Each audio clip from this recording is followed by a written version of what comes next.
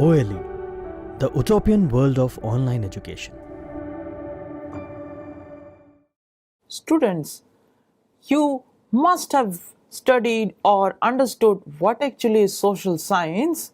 Now, this is the first unit of the subject of social science. Hello and welcome to the new world of India and the contemporary world, that is part 2 of your subject of history. This basically, or the unit number 1 basically revolves around the study of history.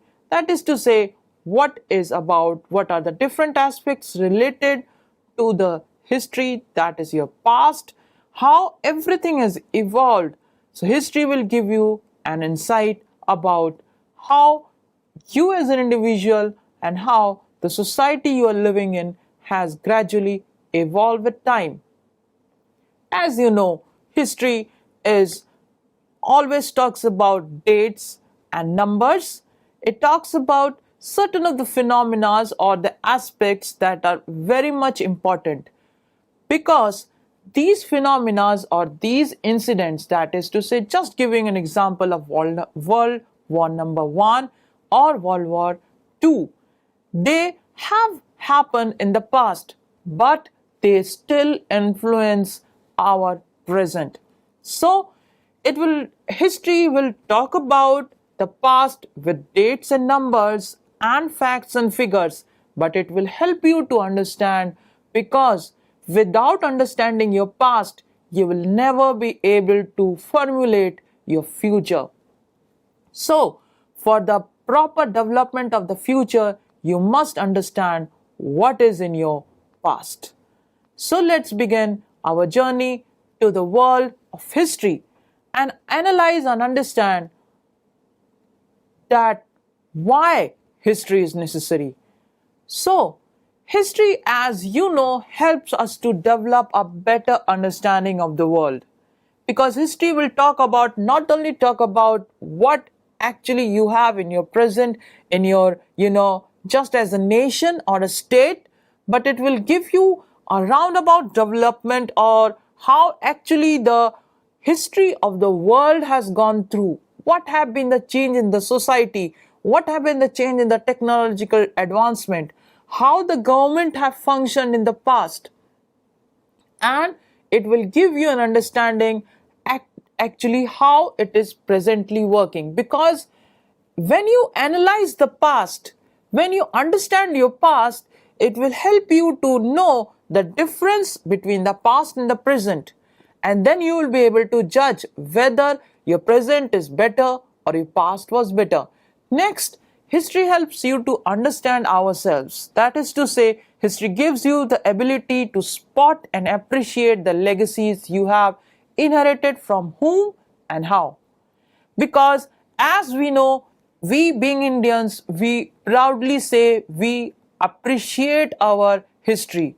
We talk about our legends who have laid down their lives for the independence of our nations, who formulated and have done so many things for the betterment of the society.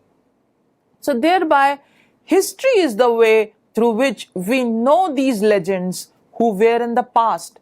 And because of this, of our knowing of the past or these legends, we are able to appreciate this fact that we have imbibed this nation or imbibed our society from such big legends that were or are the part of our society.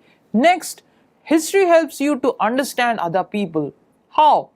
Because the global, national and regional history books helps you to understand how other culture affects our own. And it also encourages you to develop a greater appreciation for multicultural influences within our own communities. Because it's easy for you to understand, because history will give you understanding about the different cultures that you have roundabout in the world, and will also help you or provide you with information about the multicultural influences, because we in the world cannot live in isolation. So what we as an individual are, we have been influenced by multicultural aspects, or to say the multi or the cultural activities of different nations of the world have influenced what we actually are as a nation, what we actually are as a society, as an individual. So thereby history helps you to understand the other people, that is to say how they have affected us. History teaches you a working understanding of a change, because history helps you to understand how, when, and why changes occur. Because when we are talking about history, generally we talk about certain incidents, as I gave you the example of World War One. So when we are talking about World War One, we will be talking about the causes of World War One, what have been the influences of World War One, and what changes did occur. What changes did occur? What were the causes? What were the changes that occurred? So it will help you to understand the changing pattern of the environment, or to say the society that you are living in, not only on a to say regional level, but also at a spatial and larger level. History also helps you to make better decisions, because if we know certain of the aspects, because history will give you understanding about that certain incidents have happened, what are its causes due to which that incident has happened, and we know what have been the effects of those incidents. So when we tend to find out, or when we tend to understand that this incident had a negative effect upon the society or the environment, then we can always come down to the cause. Then we can always make decisions so that these causes do not crop up once again. So we will try not the fact that history does not repeat itself once again, and destroy the world with its individual and society as a whole. So thereby history helps to develop a new level of appreciation for just about everything. So it will help you to analyze and understand the past as well as the present. In your subject of history, this subject is divided into three sections. First is your section number 1.